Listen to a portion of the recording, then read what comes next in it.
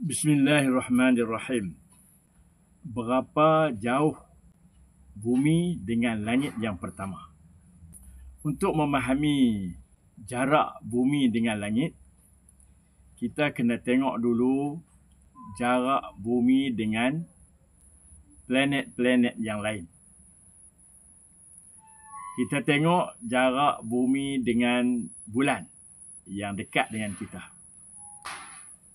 Jarak bumi dengan bulan ialah 384,000 kilometer. Dia adalah gerak sikit. Dekat sikit ataupun jauh sikit. Lebih kurang 384,000 kilometer. Yang jauh sikit, jarak dengan matahari. 150 juta kilometer. Jauh. 150 juta kilometer.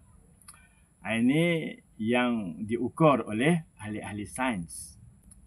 Okey, planet yang jauh. Sekarang Neptun. Dulu Pluto. Pluto telah dikeluarkan daripada planet. Ini ahli-ahli astronomi telah keluarkan dalam tahun 2008.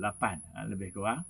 Dapat keluarkan daripada gugusan planet. Jadi kita ambil yang paling jauh, planet yang paling jauh, iaitu jarak matahari dengan planet Neptun ialah 4.5 bilion kilometer. Ini maknanya jauh.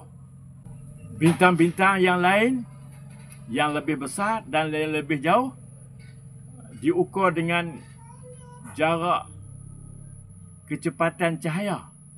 Tak boleh dah nak ukur dengan jarak kilometer-kilometer ni. Tak boleh dah. Begitulah juga dengan langit. Jadi kalaulah planet Neptun pun 4.5 bilion kilometer, langit tidak boleh diukur oleh ahli sains kerana terlalu jauh. Dan Allah pun menyebut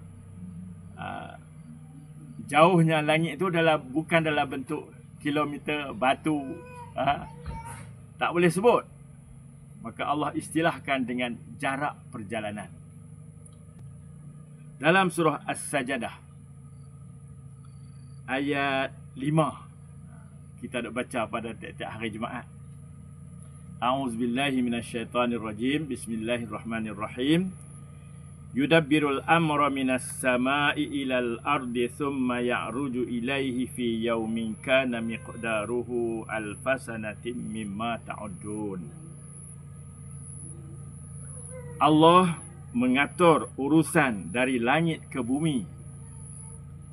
Kemudian urusan itu naik kembali kepadanya dalam satu hari ataupun dalam satu detik, yang kadar lamanya adalah 1000 tahun menurut perhitungan kamu, perhitungan manusia.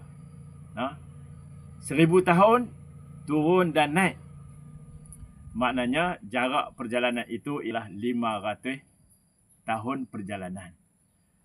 Ini disokong oleh sebuah hadis Nabi sallallahu alaihi wasallam yang diriwayatkan oleh At-Tirmizi daripada Abu Hurairah radhiyallahu anhu, di mana dalam hadis tersebut menceritakan perbualan antara Nabi kita Muhammad sallallahu alaihi wasallam dengan sahabat-sahabat di bawah satu pohon. Nabi tanya, apa yang ada di atas kamu? Panjanglah cerita dia.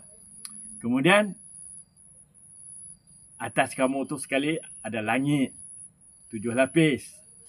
Maka Nabi tanya, tahukah kamu jarak antara bumi dengan langit yang pertama? Maka sahabat-sahabat kata, Allah dan Rasul sahaja yang lebih mengetahui. Maka Rasulullah pun menjelaskanlah, bumi dengan langit yang pertama ialah 500 tahun perjalanan. 500 tahun perjalanan tu ialah nak menggambarkan jauh, terlalu jauh. Tidak boleh diukur dengan apa yang kita ukur sekarang. Karena terlalu jauh, maka Allah istilahkan dengan 500 tahun perjalanan. Sampai hari ini, ahli-ahli sains tidak menemui langit yang pertama. Kita boleh gambarkanlah betapa jauh, betapa besarnya alam buana ini. Langit yang pertama pun mengandungi bulan, matahari, planet, bintang-bintang yang terlalu jauh. Yang terlalu jauh. Maknanya besarnya alam jagat yang Allah Ta'ala cipta ini. Yang Allah tu akbar. Yang maha besar, yang lebih besar. Yang boleh mencipta dan mengurus alam ini. Ini baru kita ada perasaan. Maka datanglah satu perasaan kepada kita bahawa Rabbana ma khalaqta hadza batila. Ya Tuhan kami, sesungguhnya Engkau menciptakan semua ini bukanlah sia-sia. Bukanlah sia-sia. Ada hikmahnya yang boleh kita dapat. Sekurang-kurangnya kita merasai bahawa kita ni betapa kerdilnya kita. Sebesar titik pun tak ada. Kalau kita nak buatlah satu lukisan, titik pun tak ada bumi ni.